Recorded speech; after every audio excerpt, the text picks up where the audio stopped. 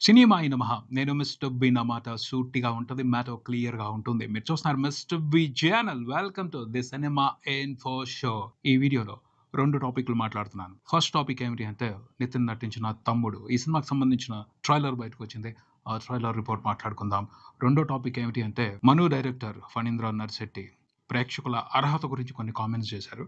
దాని గురించి మాట్లాడుకుందాం. నితిన్ తమ్ముడు ఈ సినిమా కోసం కొన్ని రోజులుగా అతని ఫ్యాన్స్ వెయిట్ చేస్తున్నారు. నితిన్ ఇప్పుడైతే మాత్రం ఒక మంచి బ్లాక్ బాస్టర్ కోసం వెయిట్ చేస్తున్నాడు. బ్లాక్ బాస్టర్ కంటే కూడా ఒక సరైన హిట్ కోసం చూస్తున్నాడని చెప్పొచ్చు. హిట్ అవసరం. బ్లాక్ బాస్టర్, భారీ ప్రాఫిట్స్ ఇవి కాదు అతనికి. ఒక మంచి సినిమా వచ్చింది నితిన్ నుంచి అనిపించుకోవాలి అని ఆశగా ఎదురు చూస్తున్నాడు.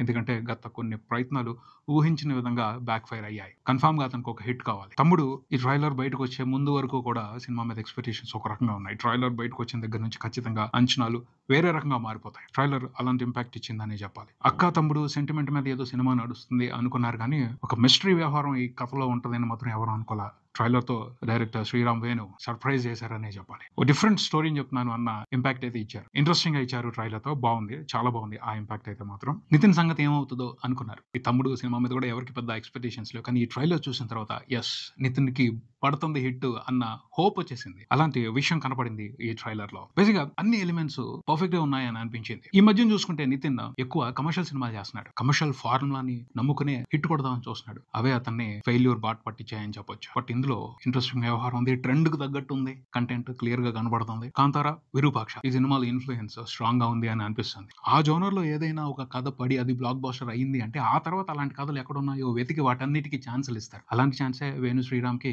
ఈ సినిమాతో దొరికింది అని అనిపించవచ్చు. విరూపాక్ష హిట్ చూసారు ప్రొడ్యూసర్స్, డిస్ట్రిబ్యూటర్స్ అందరూ కూడా. అలాగే కాంతారా ఇంపాక్ట్ ఇది ఇప్పటికే ఉంది. ఇంకో 10 సంవత్సరాల పాటు ఉంటుంది. ఆయన రెండో సినిమా కూడా తీసుకొస్తున్నారు రిషబ్ శెట్టి కాంతారాతో. అది వచ్చిన తర్వాత అది ఇంపాక్ట్ క్రియేట్ చేసిందంటే ఇంకొక 10 సంవత్సరాలు ఉంటుంది అలాంటి సినిమాలకు సంబంధించిన ట్రెండ్ ఫిల్మ్ మేకింగ్ లో. విరూపాక్ష ఫ్లేవర్ ఎక్కువ ఉంది కాంతారా అనే కంటే కూడాను. ఈ సినిమా ట్రైలర్ చూస్తుంటే అంటే ఆ సినిమాలో ఎలా అయితే ఒక విలేజ్ లో అనూహ్యమైన సంఘటనలు జరుగుతాయో అదే మాదిరి ఈ కథలో కూడా సెటప్ చేశారు అని అర్థం అవుతుంది.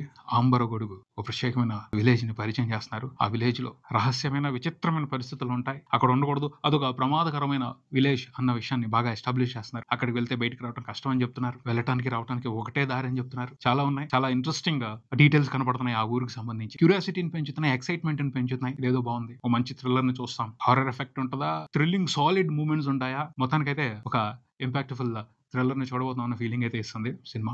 డీటెయిల్స్ అదిరిపోయినాయి. అండ్ నితిన్ ఆ ప్లేస్ లో ఉండి ఫైట్ చేయడం, దాని నుంచి బయటికి రావడం కోసం అతను ఇనిషియేషన్ తీసుకోవడం, ఎవరినో కాపాడాలి. ఆ విలేజ్ లోకి వెళ్ళి సాహసం చేసి ఎవరినో కాపాడాలి. అది అర్థం అవుతుంది. మామయ్య అంటూ ఒక చిన్న పిల్ల కనపడుతుంది. ఏంటి ఆ డీటెయిల్. లై గారి క్యారెక్టర్ కి సంబంధించి మంచి ఎమోషనల్ ఇన్పుట్స్ పెట్టారు ట్రైలర్ లో. ఎంత బాగున్నాయో. హీరో ఫైట్ చేయడం కోసం, హీరో తనను ప్రూవ్ చేసుకోవడం కోసం, ఇచ్చిన మాట నిలబెట్టుకోవడం కోసం ఎంత దూరమైనా వెళ్ళాలి, ఎంత సాహసమైనా చేయాలి, అలాంటి డిమాండ్ కనపడుతుంది. హీరోకి పర్ఫెక్ట్ ఛాలెంజ్ ఉండాలి, కథలో మంచి కాన్ఫ్లిక్ట్ ఉండాలి. వాటితో సరిగ్గా గేమ్ ఆడితే అవసరమైన ఇంపాక్ట్, అవసరమైన థ్రిల్ అదే వచ్చేస్తుంది. అలాంటి ఇన్పుట్స్ ఈ కథలో ఉన్నాయి అని ట్రైలర్ సాక్ష్యం చెప్తుంది. ఓవరాల్ గా అయితే ప్రామిసింగ్ గా ఉంది. ఈ ట్రైలర్ కంప్లీట్ ఆలోచన విధానాన్ని మార్చేస్తుంది. ఈ సినిమాకి సంబంధించి డిఫరెంట్ గా ఉంది అన్న ఫీలింగ్ ఇచ్చేస్తుంది. హీరోయిన్లు ఎక్కడ కనిపించట్లేదు, క్యారెక్టర్స్ కనపడుతున్నాయి. వాళ్ళందరూ ఏం చేస్తారు, కథలో ఈ క్యారెక్టర్ ఏం చేస్తుంది అన్న క్యూరియాసిటీని ఈ ట్రైలర్ ఇస్తుంది. అది కావాలి. అది ఒక మంచి కథకు ఉండే లక్షణం.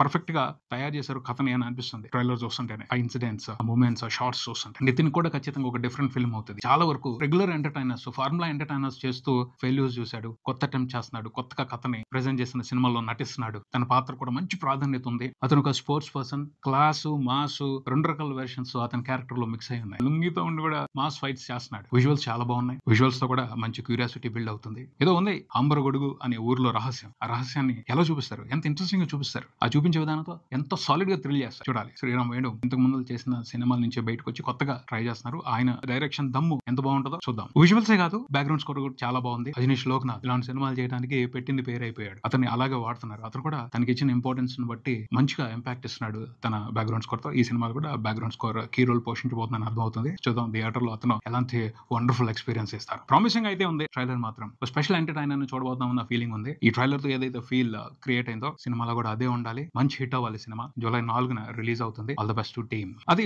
Trailer report. ఇంకొక పాయింట్ ఏంటి అంటే ఈ వీడియోలో నేను మాట్లాడాలనుకుంది, రీసెంట్ గా ఫణీంద్ర నర్శెట్టి ఓ ఇంటర్వ్యూలో మాట్లాడుతూ ఆడియన్స్ అర్హత గురించి మాట్లాడారు. ఖచ్చితంగా దాన్ని అందరూ ఖండించాల్సిందే. ఎందుకంటే అతను తెలుగులో డైరెక్టర్ అవ్వచ్చు, తెలుగు తెలివిగల డైరెక్టర్ అయినంత మాత్రాన నీ సినిమాని ఆడియన్స్ చూడడానికి ఒక అర్హత కావాలా అని ఆడియన్స్ క్వశ్చన్ చేస్తారు ఖచ్చితంగా. ఎందుకంటే ఆడియన్స్ ఎంత పెద్ద డైరెక్టర్ ఉన్నా ఆ సినిమాలో క్వశ్చన్ చేయడానికి ఒక అర్హత సాధిస్తారు. ఆ అర్హత ఏమిటి అంటే ₹50 అవనివ్వండి, ₹10 అవనివ్వండి, ₹150 అవనివ్వండి, ₹400 అవనివ్వండి, టికెట్ కొనుక్కుని థియేటర్కి వచ్చి సినిమా చూస్తారు. అది అర్హత. అదే అర్హత ఎవరికైనా సరే మాట్లాడటానికి. ఓటేసి గెలిపించిన తర్వాత ఆ నాయకుడి గురించి, ఆ రాజకీయ నాయకుడి గురించి, ఆ మంత్రి గురించి, ఆ ముఖ్యమంత్రి గురించి మాట్లాడే హక్కు ప్రతి ఓటర్కే ఉంటది. కాదనగలరా? అతను చదువుకోలేదు, వీడి నాలెడ్జ్ ఏమిటి, వీడు మాట్లాడే హక్కు లేదు అంటారా? రాజ్యాంగం ఇచ్చిన హక్కు. ఓటేశాడు అంటే నువ్వు సరిగ్గా పనిచేస్తున్నావా లేదా అని అడిగే హక్కు ప్రతి ఓటర్కి ఉంటది, ప్రతి పౌరుడికి ఉంటది. సినిమా కూడా అంతే. అర్హత పెట్టండి, సినిమా చూడటానికి అర్హత పెట్టండి, అర్హత సాధించిన వాళ్ళకే టికెట్ అమ్మండి, అప్పుడు బాగుంటది. ఎంత పెద్ద డైరెక్టర్ అయినా అవనండి, స్పీల్బర్గ్ అవనివ్వండి, రాజమౌళి అవనివ్వండి, జేమ్స్ కెమెరాన్ అవనివ్వండి, సత్యజిత్ రే గారు అవనివ్వండి, విశ్వనాథ్ గారు అవనివ్వండి, టికెట్ కొనుక్కున్న తర్వాత